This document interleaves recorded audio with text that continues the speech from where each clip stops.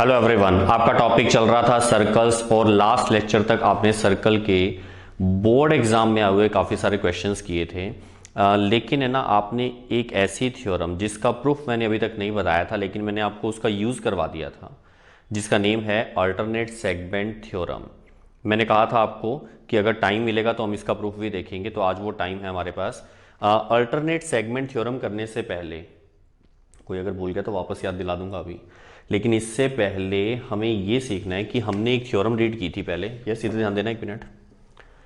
किसी भी सर्कल में अगर हम एक डायमीटर, डायमीटर का मतलब जो सेंटर से पास करेगी कोड, वो डायमीटर ड्रॉ किया तो ये हाफ हाफ सर्कल में डिवाइड कर देता है इसको, जिसको हम सेमी सर्कल बोलते हैं।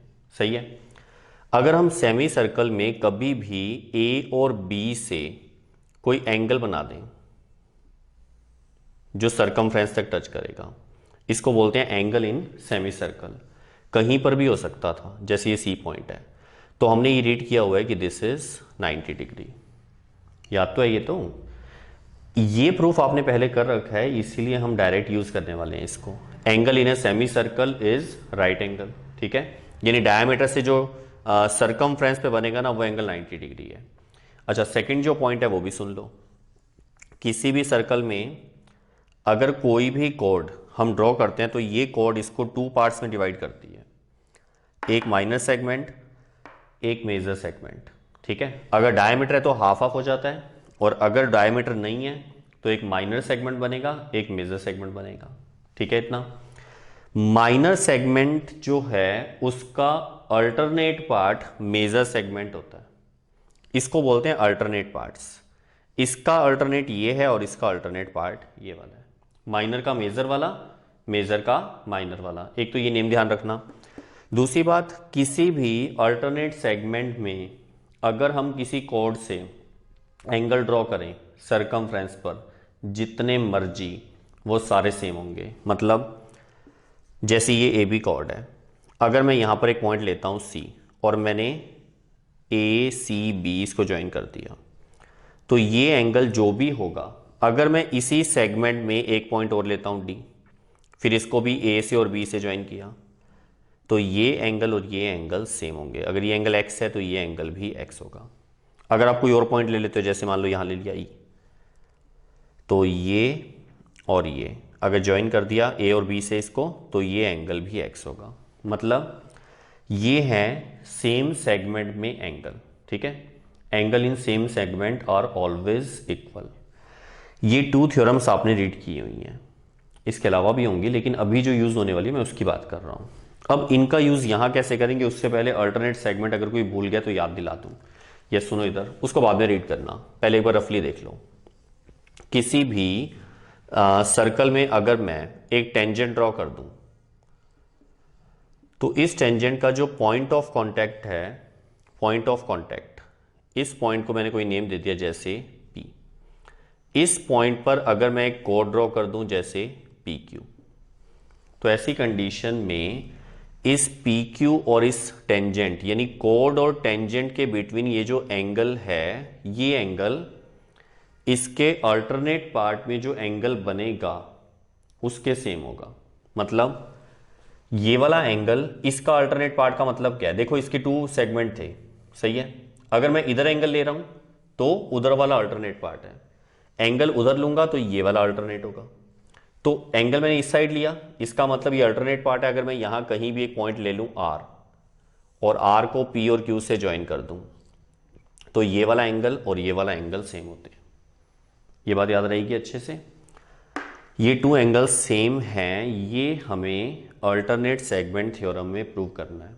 अच्छा, अगर मैं एंगल इधर वाला लेता, देखो ये भी कोड वही है PQ, टेंजेंट भी वही है, बस एंगल उधर वाला ले लिया। अगर एंगल इधर लिया तो अल्टरनेट सेगमेंट ये छोटा सा ही, ये वाला। मैं ऐसा करता हूँ, इसमें ना हो सकता है समझ में ना आए, मिक्स हो जाए, मैं इसको दोबारा बना देता हूँ। ये P पॉइंट, ये Q, और एंगल हमने ये वाला लिया यहां से यहां तक कंप्लीट, कोड और टेंजेंट के बिटवीन। अब क्योंकि एंगल उस साइड लिया तो सेगमेंट जो अल्टरनेट वाला है वो ये छोटा सा है, इसके अंदर अगर मैं कहीं पॉइंट ले लूं जैसे S, तो इनको अगर ज्वाइन करूंगा तो ये वाला एंगल और ये वाला एंगल सेम होंगे। ये है अल्टरनेट सेगमेंट थ्योरम। अब यहां चेक भी कर लो, देखना। The angle made by chord with the tangent to the circle, angle made by chord with the tangent to the circle, angle made by chord with the tangent to the circle, ये वाला एंगल हम इसकी बात कर रहे हैं, is equal to the angle made by the same chord. Angle made by same chord, same chord का मतलब जो इसके साथ लिया है उसी कॉर्ड की बात कर रहे हैं, same chord in alternate segment. Alternate segment इधर वाला है, तो इसके अंदर ये जो एंगल बना ये और ये हमें इक्वल प्रूव करने हैं। ये है अल्टरनेट सेगमेंट थ्योरम। थ्योरम तो समझ आ गई ना। अब इसका प्रूफ समझते हैं। देखो सबसे पहले गिवन से पहले वो जो रफ वर्क किया है उसमें से यहां पर इस थ्योरम के अंदर जो डायग्राम बनने वाला है वो देखो। पहले हमारे पास ये एक सर्कल है जिसमें हमने एक टेंजेंट ड्रॉ कर दी। इस पॉइंट को हमने पी नेम दिया, टेंजेंट का नेम हमने एक्स वाई ले लिया, और यहां पर हमने एक पी क्यू कोड ड्रॉ की, ठीक है। और इस कोड का अल्टरनेट सेगमेंट जो ये वाला लिया, इधर वाला एंगल तो हो ही जाएगा। ये हमने अल्टरनेट सेगमेंट के अंदर एक पॉइंट ले लिया कहीं पर भी, जैसे आर, इसको ज्वाइन कर दिया। पी से भी थोड़ा टेढ़ा हो गया, ये सीधा कर लेना इसको, ये और ये वाला एंगल और ये वाला एंगल इक्वल प्रूव करना है। तो सबसे पहले गिवन में देखो क्या आएगा। Yes, X Y is tangent to the circle, और सर्कल का जो सेंटर पॉइंट है उसको हमने ओ नेम दे दिया। सर्कल विद सेंटर ओ, ठीक है। And point of contact is P. ये जो पी है ये पॉइंट ऑफ कॉन्टैक्ट है। P Q is any chord. अभी तक जो गिवन था वो सारा लिख लिया, बस एक ये और लिखना है, ठीक है। हम इसके अंदर क्या लिख रहे हैं, and R is any point on the circle. On the circle का मतलब ऑन द सर्कमफ्रेंस ही होता है, ठीक है। अच्छा, गिवन के बाद अब हम टू प्रूफ की बात करें। क्या प्रूव करना है आप लोगों को कि ये वाला एंगल और ये वाला एंगल सेम है। इसका नेम क्या है, क्यू पी वाई।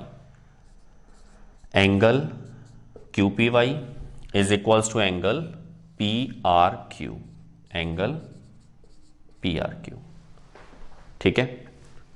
बेटा समझ आ रहा है अच्छे से। अब इसमें हमें कंस्ट्रक्शन की जरूरत पड़ेगी। अब वो क्या है वो समझते हैं। देखो मैं एक काम कर रहा हूं, मुझे ये वाला एंगल चाहिए इसके इक्वल। मैं एक काम करता हूं, मैं एक बार इसको कुछ भी जैसे एक्सलेट कर लेता हूं, ठीक है। इसको एक्सलेट कर रहा हूं और आपसे एक बात पूछ रहा हूं कि अगर मैं P को O से ज्वाइन कर दूं तो ये रेडियस बन जाएगी, और इस रेडियस को अगर मैं एक्सटेंड कर दूं तो ये डायमीटर बन जाएगा। इसका नेम मैंने S ले लिया, मतलब हमने PS एक डायमीटर ड्रॉ कर दिया, ठीक है। तो कंस्ट्रक्शन में क्या लिखेंगे, ड्रॉ अ डायमीटर PS। अब इसमें लिखने की जरूरत नहीं है कि पासिस थ्रू हो, डायमीटर का मतलब ये है कि वो सेंटर से तो जाएगा ही जाएगा, ठीक है। और ये जो S पॉइंट है इसको हमने Q से ज्वाइन कर दिया। ऐसा क्यों कर रहा हूं अभी समझ आ जाएगा। इसके आगे लिख दिया एंड ज्वाइन किसको, SQ। अब समझो बड़े आराम से। देखो ये पूरा एंगल ध्यान से देखना इधर, ये क्योंकि इतनी सी बात करें तो ये रेडियस है, ये टेंजेंट है, तो ये वाला एंगल है 90 डिग्री पूरा, ठीक है। 90 में से इतना x है, तो ये जो रिमेनिंग है ये होगा 90 माइनस एक्स। दिख तो रहा है सबको, बेटा ये पता है ना सबको, ये 90 है, ये x है, तो ये 90 माइनस एक्स होगा। मैं धीरे धीरे स्टेप आगे पर चलाता हूँ, पहले मैं इसको इरेज कर दूँ। अच्छा, इरेज करने से पहले ये सेमी सर्कल वाली बात ध्यान रखना कि उसमें एंगल 90 होता है, और सेम सेगमेंट में जितने मर्जी एंगल बने वो सारे सेम होते हैं, ठीक है।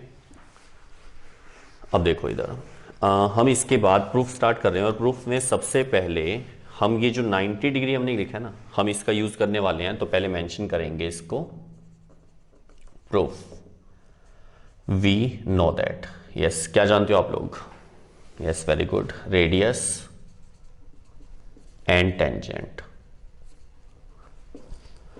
Are always perpendicular at point of contact. सही है। देयरफॉर एंगल, यस, कौन सा हो जाएगा? O P Y. O P Y कह दो या एस पी वाई कह दो, एक ही बात है। Angle S P Y equals to 90 degree. ठीक है इतना। अब हमने लेट कर लिया क्या, ये जो एंगल है ना Q P Y, angle Q P Y, this is equals to X degree, ये हमने लेट किया। डिग्री का सिंबल शो करने की जरूरत नहीं है कैलकुलेशन में, तो एक्स हमने लेट कर लिया। इतना आने के बाद therefore angle S P Q equals to 90 minus X. सही है ना, पूरा 90 था, ये एक्स है तो 90 माइनस एक्स। अब हम इस वाले ट्राइंगल में इस एंगल की बात करते हैं। बड़े ध्यान से देखना, इधर आपको ये दिख रहा है, ये डायमीटर है। एक बार सिर्फ इस पे ध्यान दो, इस डायमीटर का ये सेमी सर्कल और वो भी सेमी सर्कल, और इस सेमी सर्कल के अंदर हमने क्यू से इसको यानी सर्कमफ्रेंस से ज्वाइन कर रखा है, और हमें पता है angle in semi circle is right angle. इसका मतलब ये वाला एंगल भी 90 हुआ, ये पूरा एंगल एस क्यू पी। तो इसके नीचे हमने लिख दिया we know that angle in a semi circle is right angle. ठीक है इतना। इसका मतलब angle S Q P equals to 90 degree.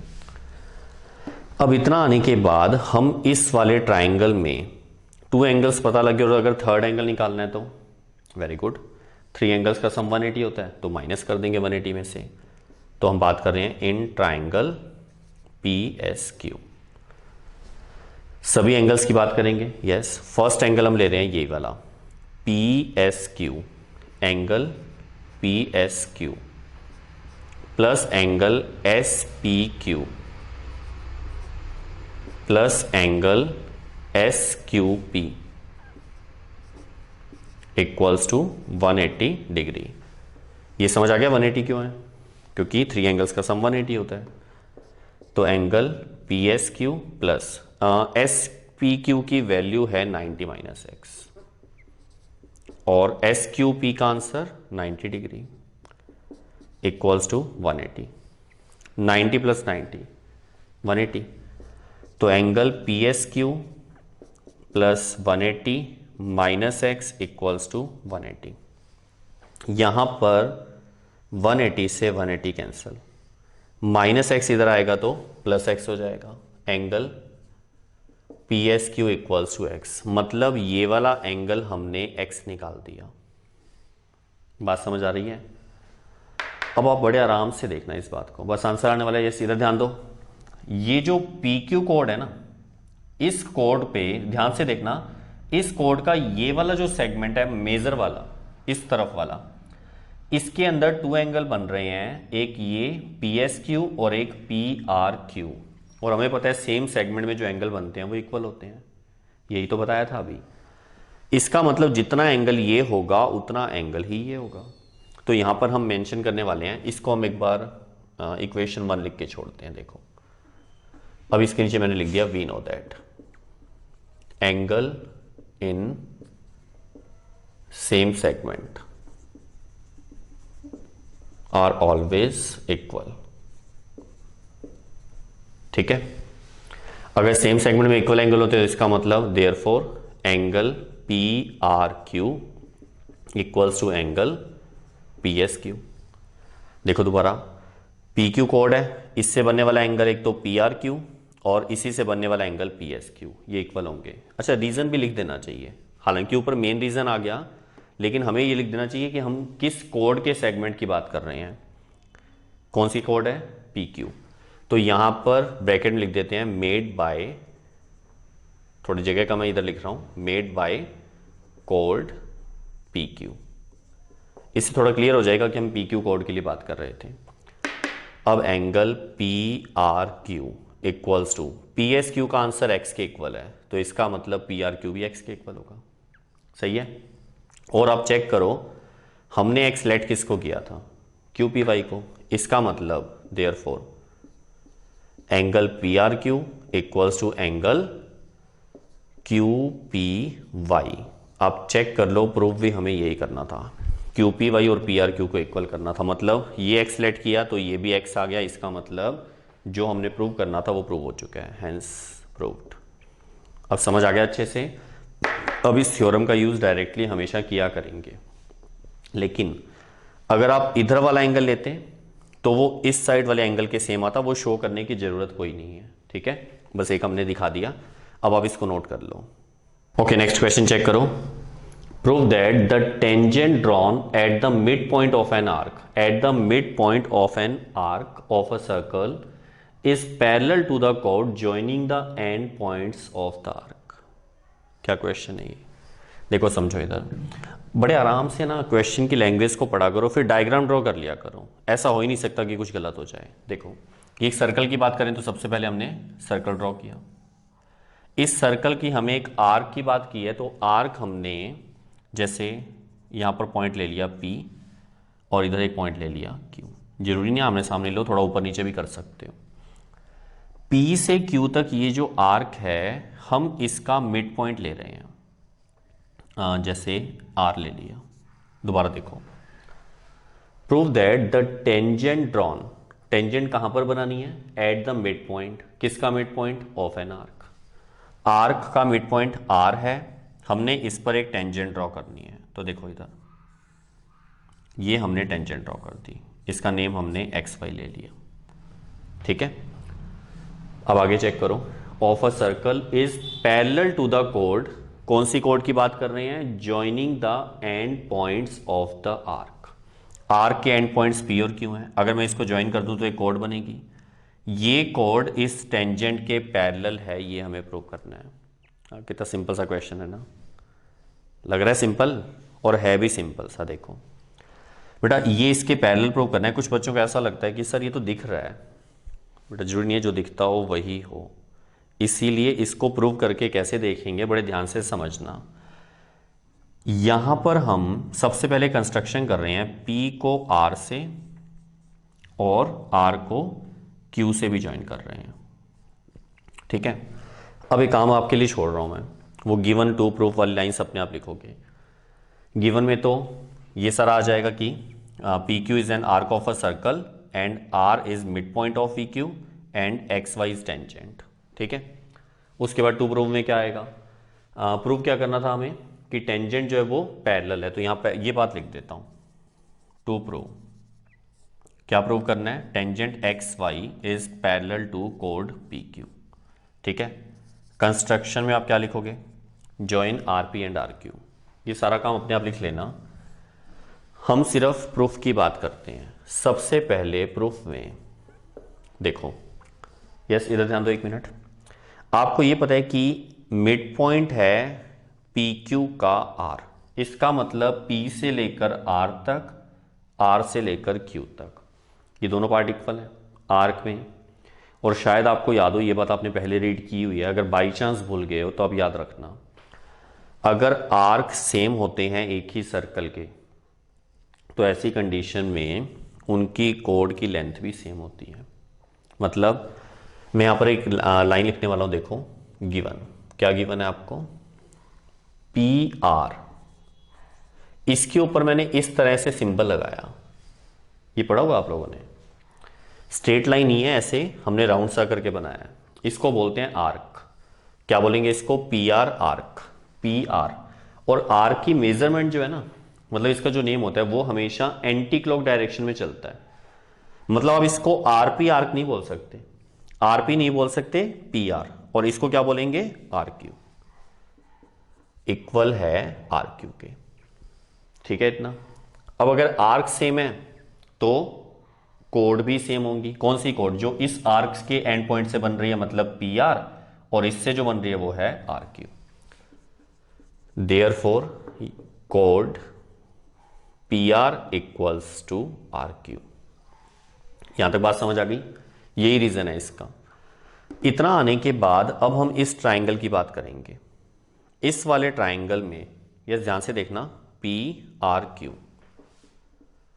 In triangle P R Q. अच्छा ये देखो, ये वाली साइड और ये वाली साइड हमने इक्वल प्रूव कर दी ट्राइंगल की। अगर टू साइड इक्वल है तो इनके अपोजिट एंगल भी सेम होंगे। तो ये वाला एंगल और ये वाला एंगल इक्वल होंगे। तो रीजन क्या लिखेंगे? Angle R P Q equals to angle R Q P. क्या रीजन आएगा? सिंस, या तो लिख दो P R equals to R Q, या आप स्टेटमेंट की फॉर्म में लिख दो क्या? Sides sorry angles opposite to equal sides in a triangle are equal. ठीक है, अगर ये इक्वल आ गए, कौन से एंगल? आर पी क्यू और एंगल आर क्यू पी, तो हम इसको कुछ लेट कर लेते हैं जैसे एक्स। यहां पर लिख देता हूं एक्स, ये भी एक्स, और बस तो ही थे। इतना आने के बाद इसको हमने इक्वेशन नंबर 1 लिख दिया। ठीक है, एक्स मैंने लेट किया है, जरूरी नहीं आप लेट करो, बस थोड़ा सा इजी हो जाता है दिखाने में। इतना आने के बाद अब मैं देखो क्या कर रहा हूं नाउ। अभी हमने एक थ्योरम प्रूव की थी, मैं इसको यूज करने वाला हूं। ध्यान से देखना, इधर आर पॉइंट पर टेंजेंट है, ये आर पॉइंट से ये वाली कोड है। कोड और टेंजेंट के बिटवीन ये जो एंगल है दिख रहा है सबको, ये वाला, समझ आ रहा है ना? ये एंगल इस कोड का अल्टरनेट जो सेगमेंट है उसमें जो एंगल बनेगा उसके सेम होगा। अब क्योंकि मैंने एंगल इधर लिया तो अल्टरनेट सेगमेंट इतना बड़ा ही है, इसके अंदर एंगल कौन सा बन रहा है दिख रहा है सबको? Are P Q. दोबारा देख लो, कोड और टेंजेंट के बिटवीन जो एंगल है, ये इस कोड का जो अल्टरनेट सेगमेंट है उसमें बनने वाले एंगल के सेम होता है। तो हम देखो लिखेंगे क्या? एंगल, इस एंगल का नेम क्या है? क्यू आर वाई इक्वल होगा एंगल आर पी क्यू के। अच्छा रीजन क्या लिखना है? वो इतनी बड़ी थ्योरम की स्टेटमेंट नहीं लिखनी, शॉर्ट में हम क्या लिख देंगे? Alternate segment theorem. पेपर में भी ऐसा ही करना है, ठीक है? जहां भी ये थ्योरम यूज करो आप ये नेम लिख सकते हो, अल्टरनेट सेगमेंट थ्योरम। इसका मतलब therefore angle Q R Y equals to X, क्योंकि ये भी एक्स था, ये एक्स था ना, ये देखो, तो ये भी एक्स हो गया। ठीक है इतना। अब आप एक बात सोचो, ये वाला एंगल एक्स है, ये वाला एंगल एक्स है, तो मैं यहां पर देखो क्या लिखने वाला हूं? Therefore angle Q R Y, Q R Y कितना आया? हमने क्या निकाला? एक्स, और ये कितना है? एक्स है, इसका नेम क्या है? R Q P, angle R Q P. फिर इससे हुआ क्या? आप खुद देख लो, ये पूरा z बन रहा है देखो, और ये जो है ये इक्वल एंगल हमने प्रूव किए। बेटा बात ध्यान से सुनना इसको, हमें साइड्स है ना ये वाली पैरेलल करनी थी, लाइंस मतलब इन लाइंस को पैरेलल प्रूव करना है। तो अगर मैं ये alternate interior angles equal prove कर दूं, जो मैं कर चुका हूं, तो इसका मतलब ये लाइंस पैरेलल हो जाएंगी। लाइंस को पैरेलल प्रूव करने के मेथड बहुत सारे होते हैं, कॉरस्पॉन्डिंग एंगल सेम बना दो, या फिर अल्टरनेट इंटीरियर एंगल सेम बना दो, या फिर को इंटीरियर एंगल का सम 180 कर दो। याद है सारी बातें? तो ऐसी जो चीज़ें हैं वो अपने माइंड में रखा करो आप लोग। तो मैं ये नहीं कह रहा हूँ ये लाइन पैरेलल है, मैं तो ये प्रूव करके बता रहा हूँ कि लाइंस पैरेलल हैं और वही हमें प्रूव करना है। वो कैसे प्रूव किया? ये वाला एंगल एक्स है, ये वाला एंगल एक्स है, ये एंगल इसके इक्वल है तो ये भी एक्स हो गया, तो इसका मतलब ये दोनों भी सेम हो गए। तो हमने वही लिखा है यहाँ पर, और इसके नीचे क्या लिखेंगे? देखो इधर, but these are alternate interior angles. Short में कभी मत लिखना आप लोग, ऑल्टरनेट इंटीरियर एंगल्स। देयरफॉर इसका मतलब क्या होगा? जो ये लाइंस हैं ये पैरेलल हैं। P Q is parallel to, अगर आपने लिख दिया आर वाई तो ये सही है, आर वाई लिखो, अगर आपने एक्स वाई लिख दिया तो भी सही है, क्योंकि लाइन तो कभी खत्म ही नहीं होती, पूरा नाम लिख सकते हो आप लोग। और यही हमें प्रूव करना था, हेंस प्रूव्ड। ठीक है, अब आप इसको नोट कर लो। ओके, नेक्स्ट क्वेश्चन चेक करो। In figure O is the centre of circle and radius is 5 centimetre. Check कर लो, सर्कल का सेंटर है ओ पॉइंट और इसकी जो रेडियस है, देखो ओ से पी तक रेडियस है, दिस इज 5 सेंटीमीटर। या O B, sorry O Q भी रेडियस है, दिस इज ऑल्सो 5 सेंटीमीटर। अब आगे चेक करो, T is a point such that O T equals to 13 centimetre. O से लेकर टी तक ये टोटल 13 सेंटीमीटर गिवन है। ठीक है, ध्यान रखना, मैं यहां लिख देता हूं, टोटल कितना है ये 13 सेंटीमीटर ओ से लेकर टी तक। क्लियर होगी बात, सबको दिख रहा है? अच्छा, इतना आने के बाद चेक करो, O T intersect circle at E. दिख भी रहा होगा आपको, ओ टी सर्कल को जहां इंटरसेक्ट कर रहा है वो पॉइंट ई है। और आगे चेक करो, if A B is the tangent to a circle at E. E point पर हमने ए बी जो है वो सर्कल की एक टेंजेंट ड्रॉ कर दी। Find the length of A B, हमें ए बी की लेंथ फाइंड करनी है। Where T P and T Q are two tangents to the circle. Question समझ आ गया? हमें ए बी की लेंथ निकालनी है। बट आप एक बात बताओ, पहले आपको ये अच्छे से पता है कि ओ पी जो है वो रेडियस है और ये टेंजेंट है, इसका मतलब ये वाला एंगल 90 होगा। सही है? तो यहाँ पर सबसे पहले इसका जो आंसर है वो यहाँ से स्टार्ट कर रहा हूँ। We know that radius and tangent to a circle are always perpendicular at point of contact। सही है इतना? इसका मतलब ये हुआ, यस इधर देखो, अगर ये 90 डिग्री है मतलब therefore angle O P T equals to 90 degree. तो हम ये जो बड़े वाला ट्राइंगल है ओ पी टी, इस पर पाइथागोरस अप्लाई कर सकते हैं। In triangle O P T by Pythagoras theorem. Pythagoras theorem के अकॉर्डिंग यस चेक करो, 90 के अपोजिट ये हाइपोटेनियस है, O T square equals to base square plus perpendicular square. बेटे आपने बहुत बार पहले किया हुआ है इसलिए मैं थोड़ा फास्ट कर रहा हूं। ठीक है, ये समझ आ गया? O T is 13 square equals to 5 square plus P T square. P T square equals to, इसको उधर ले जाके माइनस करेंगे तो 169 माइनस 25 दैट इज 144। अब ये पी टी स्क्वायर है, स्क्वायर रिमूव करेंगे तो यहाँ पर 144 का अंडर रूट आ जाएगा। प्लस माइनस की रिक्वायरमेंट नहीं है क्योंकि लेंथ इज ऑलवेज पॉजिटिव। ये 12 सेंटीमीटर आ गया। ठीक है, डायग्राम के अंदर चेक करो, ये जो कंप्लीट है ये 12 सेंटीमीटर आ गया। ठीक है, अब यहां देखना एक मिनट, ए जो है वो एक्सटर्नल पॉइंट है किसका? इस सर्कल का। तो ए से पी तक और ए से ई तक ये लेंथ ऑफ टेंजेंट सेम होंगी। सही बात है? तो हम इसके नीचे मेंशन कर रहे हैं क्या? We know that length of tangents from an external point to the circle are equal. Therefore AP equals to AE, AP equals to AE। ठीक है इतना? और इसको मैं एक बार कुछ लेट कर लेता हूं, जैसे x सेंटीमीटर ये मैंने लेट कर लिया। तो अगर AP x है तो AE भी x होगा। ये क्लियर हो गया सबको? बेटा इतना आने के बाद ये सुनते रहो अभी आराम से। अब यहां पर आप चेक करना, ये जो हमारे पास टोटल 12 था इसमें से इतना सा पार्ट हमने एक्सलेट किया है, पूरा 12 है, इतना एक्सलेट किया है तो रिमेनिंग पार्ट हो जाएगा 12 माइनस x सेंटीमीटर, यहां से लेकर यहां तक। ठीक है, दिख तो रहा है? यस। अब आप ये बता दो OT कंप्लीट कितना था? 13। और OE कितना है? यस बिल्कुल सही, रेडियस है तो 5 सेंटीमीटर रेडियस है ना ये, तो ET ऑटोमेटिकली क्या हो जाएगा? 8 सेंटीमीटर। ये भी सही है। अब आप एक बात बताओ, आपको पता है ये जो E पॉइंट है, मैं इसको थोड़ा यहां लिख देता हूं, ई पॉइंट पर जो ये एंगल है ये 90 डिग्री है। क्यों? ये रेडियस है, ये टेंजेंट है, तो ये 90 डिग्री होगा। सही बात है।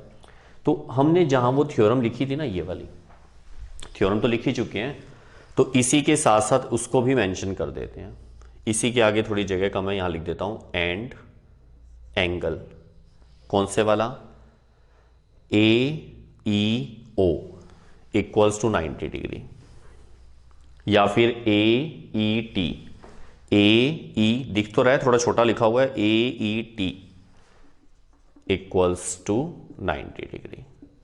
वही बात होगी, tangent and radius are always perpendicular. तो रीजन तो लिख ही दिया था, इसलिए यहीं पे मेंशन कर दिया, इससे टाइम सेव हो जाएगा। ठीक है, अब इतना आने के बाद जैसे मैंने एक्सलेट किया, अब मैं ये 12 माइनस एक्स वाली बात यहाँ लिख रहा हूँ। देयरफॉर AT इक्वल्स टू कितना आएगा? 12 माइनस एक्स सेंटीमीटर। अच्छा, अब आप ये बताओ, ये जो ट्राइंगल आपको दिख रहा है AET, इस पर वापस से हम पाइथागोरस ऑपरेट कर रहे हैं क्योंकि 90 डिग्री है। In triangle AET bye Pythagoras theorem. चलो बताओ, पाइथागोरस के अकॉर्डिंग क्या हो जाएगा? AT square. क्यों? 90 डिग्री के अपोजिट है तो ये हाइपोटेनियस है। AT square equals to AE square, ये देखो ये रहा, प्लस ET स्क्वायर। AT का आंसर कितना है? 12 माइनस एक्स होल स्क्वायर।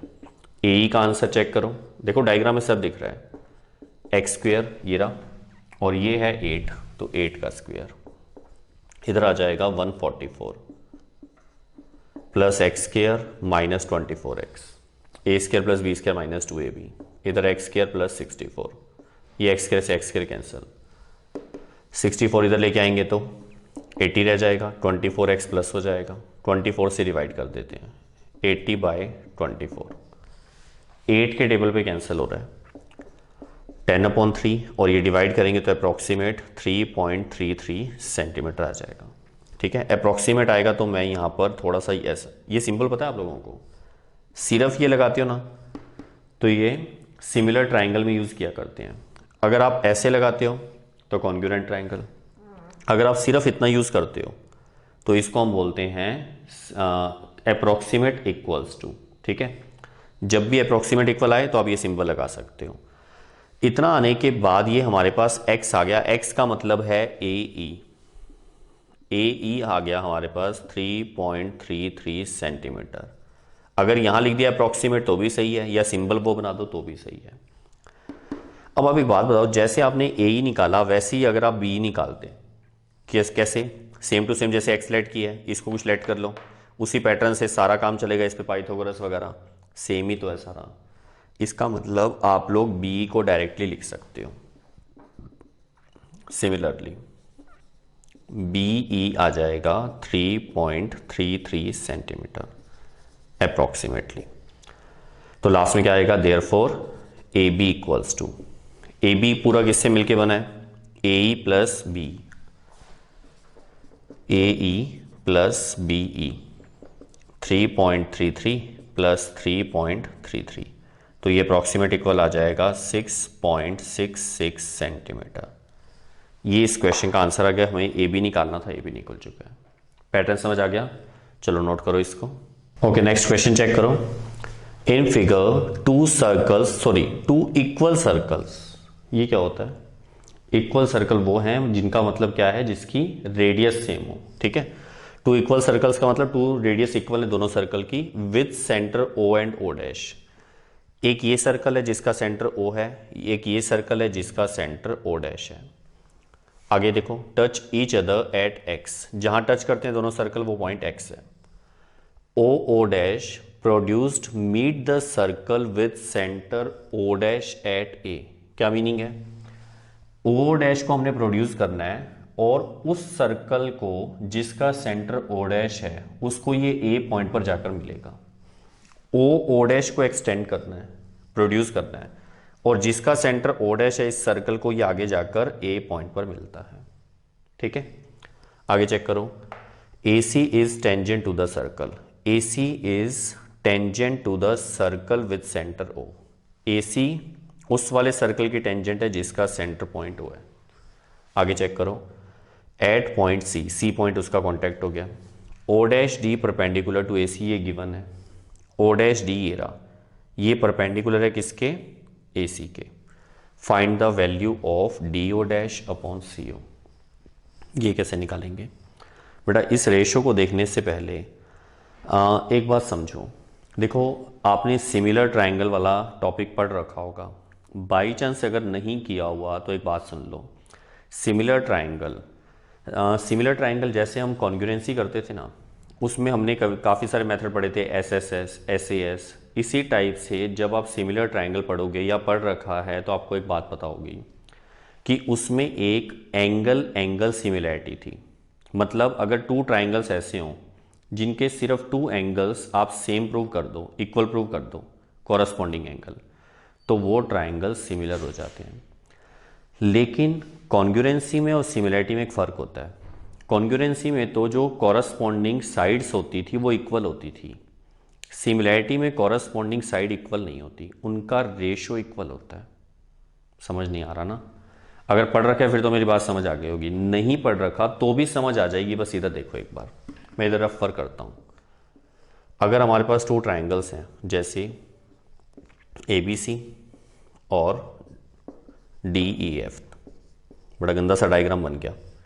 अगर इसके अंदर कोई भी सपोज करो जैसे ए एंगल डी के इक्वल है और बी एंगल ई के इक्वल है, तो ऐसी कंडीशन में दोनों ट्रायंगल सिमिलर होंगे और इनकी साइड्स का रेशियो इक्वल होगा। मतलब A B upon D E, corresponding sides, A C upon D F और B C upon E F. ठीक है, सिमिलर कब है? ये जब टू एंगल्स इक्वल हैं। और भी कंडीशंस होती हैं लेकिन हम यहाँ ये यूज़ करने वाले हैं, इसलिए बता रहा था। अब आप एक बात चेक करो, यहाँ जो आपको टू ट्रायंगल्स दिख रहे हैं कौन कौन से? ए डी ओ डैश दिख रहा है सबको। इसमें ये वाला एंगल 90 है। ए सी ओ, इस वाले ट्रायंगल में ये वाला एंगल 90 है। ये तो दे ही नहीं रखा कहीं। यस, कुछ बच्चे बिल्कुल सही बोल पड़े, सर ये रेडियस है, ये टेंजेंट है, तो बताने की ज़रूरत ही नहीं है, तो हमें पता ही है कि 90 होता है। सही है ना बेटा? अपने ना दिमाग अच्छे से खुला रखा करो, सारी बातें आपके माइंड में एकदम से आनी चाहिए। तो इस बात को सबसे पहले मेंशन करते हैं हम। वी नो दैट, क्या पता है आपको? Tangent and radius are always perpendicular at point of contact. सही है? Therefore OC is perpendicular to AC कह दो, या angle OCA equals to 90 degree. ठीक है, अब हम यहां पर टू ट्रायंगल्स ले रहे हैं। कौन कौन से? एक तो ADO dash, in triangle ADO dash equals to कौन सा लेंगे? AC इक्वल्स टू नहीं, sorry, and ACO, triangle ACO। चलो बताओ, इसमें कोई भी टू एंगल्स ढूंढो जो इक्वल मिलते हो आपको। ये छोटा सा ट्रायंगल और ये जो बड़े वाला ट्रायंगल है, इसमें एक तो 90-90 दिख रहा है, तो सबसे पहले तो उसी लिखते हैं। Angle ADO dash equals to angle ACO। Reason है 90 डिग्री। ये रफ वर्क है बेटा। अच्छा, इधर देखो, सेकंड एंगल चेक करो इसमें। यस, क्या बात है, वेरी गुड। ये जो एंगल, ये इस ट्रायंगल का ये वाला एंगल और इसी ट्रायंगल में, बड़े वाले ट्रायंगल में यही वाला एंगल कॉमन आ गया। देखो दोनों में यही एंगल, मतलब एंगल पूरा नेम लिखते हैं इसका, DAO डैश, DAO डैश और CAO, ये एंगल क्या है? कॉमन। सही है? और अगर टू एंगल सेम आ गए तो हम क्या लिखेंगे? बाय एंगल सिमिलैरिटी, शॉर्ट में मैंने लिख दिया AA सिमिलैरिटी। क्या हो जाएगा? ट्रायंगल फर्स्ट वाला यानी ADO डैश, सिमिलर का सिंबल अभी बताया भी था, वैसे दोबारा सुन लो, ये होता है। ठीक है, सिर्फ इतना लगाना, वो नीचे इक्वल्स टू लगा दे तो वो कॉन्ग्रुएंसी वाला सिंबल है, ये सिमिलैरिटी है। ADO dash is similar to triangle ACO। फिर इससे फ़ायदा क्या हुआ? अब इतना आने के बाद बड़े ध्यान से देखना बेटा, इतना आने के बाद अब मैं यहाँ पर लिख रहा हूँ कॉरस्पॉन्डिंग साइड्स का रेशो इक्वल होता है, ये हम बात कर चुके हैं, ठीक है। तो कई बार है ना कॉरस्पॉन्डिंग साइड कई बच्चों को समझ नहीं आती, उनको बता दूं कि यहाँ से देख लिया करो, चाहे डायग्राम से देख लो चाहे यहाँ से वैसे ईजी है आपके लिए। आपने जैसे AD लिया तो AD के अपॉन में आपने AC लेना है, ठीक है। अगर आपने DO डैश लिया मतलब सेकंड और थर्ड नंबर, तो यहाँ CO लेंगे। और यहाँ पर अगर आपने AO डैश लिया तो यहाँ पर आपने AO लेना है। अच्छा, कुछ बच्चे सोचते हैं सर अगर इसको उल्टा पुल्टा लिख दें, तो इसका मतलब वो आपकी गलती है। आपने कॉन्ग्रुएंसी में भी यही बात सीखी थी कि यहाँ पर हमें कॉरस्पॉन्डिंग एंगल या कॉरस्पॉन्डिंग साइड का ध्यान रख के फिर ये लिखना पड़ता है। नहीं समझ आया? मान लो आपको नहीं पता लगा ये कि आपने कैसे लिखना है, ठीक है। अब आप क्या करोगे, पहले आप एक ट्राइंगल लिख दो, जैसे आपने लिख दिया ADO डैश और सिमिलर का सिंबल लगा दिया। अब यहाँ पर कई बच्चे बोलते हैं सर ट्राइंगल जैसे ACO है, हमने AOC लिख दिया तो, या COA लिख दिया तो उसके लिए बता रहा हूं अगर किसी की गलती होती है तो यहां पर एक एक करके चलेंगे। देखो D वाला एंगल C वाले एंगल के सेम है 90 डिग्री, देख लो D पे भी 90 डिग्री, C पे भी 90। इसका मतलब इसमें जिस नंबर पर D है इधर C आएगा उस नंबर पे, D बीच में है तो इधर C बीच में आएगा। मैंने यहाँ जगह छोड़ रखी है अभी। अच्छा, यहाँ चेक करो A वाला एंगल A वाले के कॉमन था, मतलब सेम था। A यहाँ फर्स्ट नंबर पे तो यहाँ A फर्स्ट नंबर पे आएगा। अब जो रिमेनिंग है वो थर्ड नंबर पे आ जाएगा, मतलब वो समझ गए इस तरह से। अब यहाँ तक समझ आ गया। इसका रीज़न क्या लिखेंगे, बाय CPCT नहीं लिखना इस बार, मैं ये इरेज कर दूं। इस बार हम लिखेंगे CPST। ये क्या मतलब हुआ, corresponding parts of similar triangle, ठीक है। इतना लिखने के बाद अब इनमें से हमें कहीं ना कहीं कोई वैल्यू पता होगी। ध्यान से देखो इधर, इस वाले में अगर मैं बात करूं, यस ध्यान दे रहे हो इधर सभी, अगर मैं A से लेकर O डैश तक R लेट कर लूं रेडियस, तो आपको पता है O डैश से X तक भी R होएगा, रेडियस ही तो है, और X से O तक भी R होएगा। ये कैसे हो गया, ये तो दोनों अलग अलग सर्कल है, लेकिन क्वेश्चन में इक्वल सर्कल वर्ड लिखा था, मतलब जिनकी रेडियस सेम होगी। तो ये भी R, ये भी R, ये भी R, ये हमने लेट कर लिया रेडियस। तो यहां पर हमें फायदा क्या हुआ, देखो AD अपॉन AC पढ़ा रहा। DO डैश का आंसर नहीं, DO डैश हमें नहीं पता, हाँ लेकिन DO डैश हमें आंसर में चाहिए। DO डैश पढ़ा रहा, इधर CO पढ़ा रहा। AO डैश का आंसर चेक करो, ये रहा AO डैश का आंसर, R हमने लेट किया है। और AO का आंसर कोई बता सकता है वहां से, यस बिल्कुल सही। A से O तक का आंसर होगा 3R, R plus R plus R यानी 3R। लेकिन ये R आया कहां से, यहां पर लिख देंगे let radii of both circles is R, ठीक है। अब इसमें से जो हमें चाहिए हम वो रख लेते हैं, हमें ये नहीं चाहिए क्योंकि ये पूछा हुआ है। तो लास्ट में हम क्या लिखेंगे, फ्रॉम, इसको फर्स्ट सेकंड थर्ड नंबर दे रहा हूं, फ्रॉम सेकंड एंड थर्ड क्या आ जाएगा, DO dash upon CO equals to 1/3। R से R कैंसिल हो जाएगा।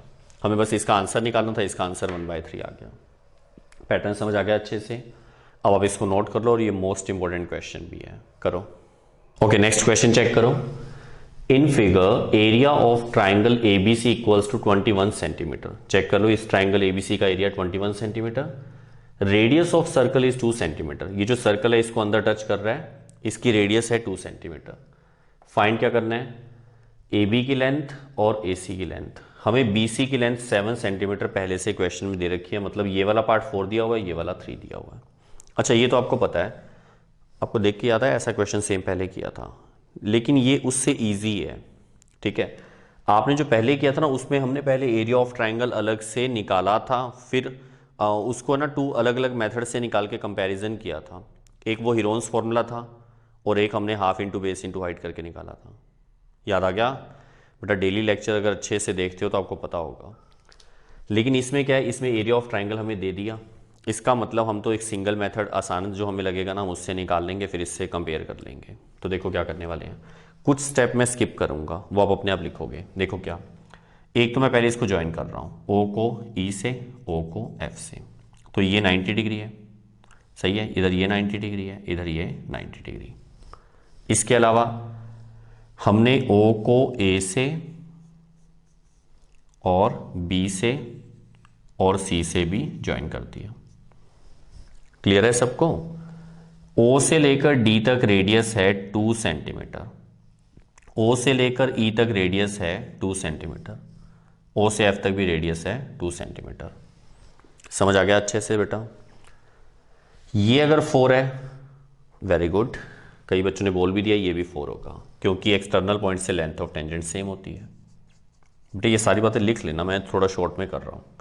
और ये अगर 3 है तो ये भी 3, इसको मैं एक्स लेट कर लेता हूँ, तो ये भी एक्स हो जाएगा। वैसे पेपर में ना एक्स मत लिखा करो, पूरा लिखा करो, एक्स सेंटीमीटर, ठीक है? समझ आ रहा है ना? इतना आने के बाद अब हम एरिया ऑफ ट्राइंगल, ध्यान से देखो कैसे लिख रहे हैं, area of triangle A B C equals to, ये जो पूरा ए बी सी का एरिया है हम इसको 3 पार्ट्स में डिवाइड करते हैं। कौन कौन से? ए ओ बी, बी ओ सी, सी ओ ए, ठीक है? तो इधर देखो, equals to area of triangle A O B plus area of triangle B O C plus area of triangle C O A. या ट्राइंगल का सिंबल लगा देते हैं, ठीक है? इसका एरिया तो 21 है, क्वेश्चन में दे रखा है, ये देखो ये रहा। इधर हमने half into base into height, देखो डायग्राम दिख रहा है सबको? इधर ध्यान दो 1 मिनट सभी। ए ओ बी, इस पूरे ट्राइंगल में ये हमारे पास हमने बेस लेट कर लिया और इसकी हाइट कौन सी है? O F. तो यहां हमने लिख दिया A B into O F, ठीक है? Half into base into height. अब बी ओ सी पे ध्यान दो, बेस इसका B C, half into B C into O D plus half into C O A की बात करेंगे तो ए सी इसकी बेस हो जाएगा और ओ इसकी हाइट हो जाएगी, ए सी इंटू ओ ई। चलो अब इजी हो गया, देखो ए बी जो है ये हमारे पास है कितना? x प्लस 4, लेकिन ब्रैकेट जरूर यूज करना, ठीक है? प्लस है ना बीच में, यहां मल्टीप्लाई आ गया और इसकी जगह पर 2। अब हाफ इंटू बी सी का आंसर 7 हो जाएगा, 4 प्लस 3, और इधर 2।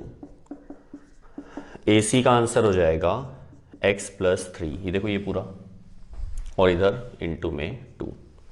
ये 2 से ये 2 कैंसिल, इधर 2 से 2 कैंसिल, 2 से 2 कैंसिल।